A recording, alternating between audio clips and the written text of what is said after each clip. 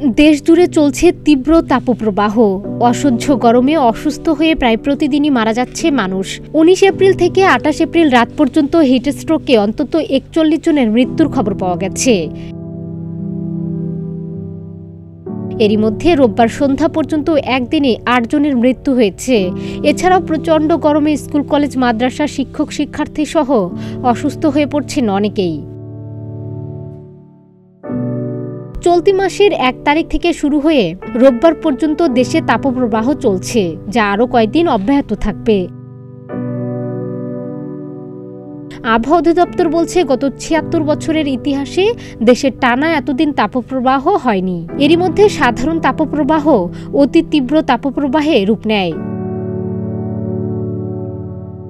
এ অবস্থায় গত ১৯ এপ্রিল থেকে দেশে পর্যায়ক্রমে হিট অ্যালার্ট জারি করেছে আবহাওয়া অধিদপ্তর। বিশেষজ্ঞরা বলছেন, তাপমাত্রা দিন দিন বেড়েই চলছে। এমন বাড়তে থাকলে হিটস্ট্রোকের ঝুঁকি আরও বাড়বে। শিশু ও বয়স্কদের ঝুঁকিটা অনেক বেশি। এছাড়া যারা দিনের বেলায় প্রচণ্ড রোদে কায়িক পরিশ্রম করেন, তাদের হিটস্ট্রোকে আক্রান্তের ঝুঁকি বেশি।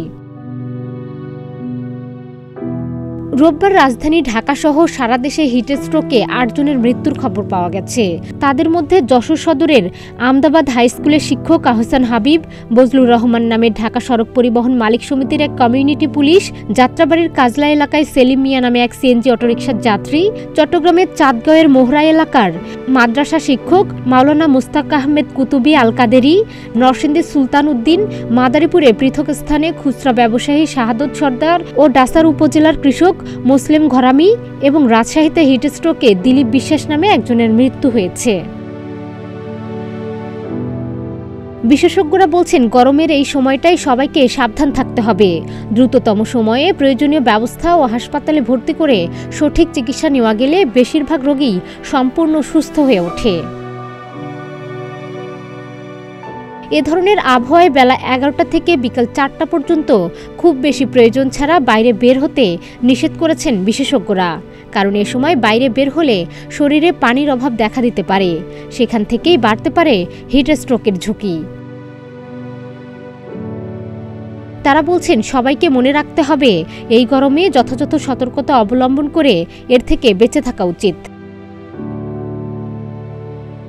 গবেষকরা বলছেন, বিগত ৫০ বছরে ১৭,০০০-এরও বেশি মানুষ হিটস্ট্রোকে মারা গেছেন। ডেস্ক রিপোর্ট, প্রতিদিনের বাংলাদেশ।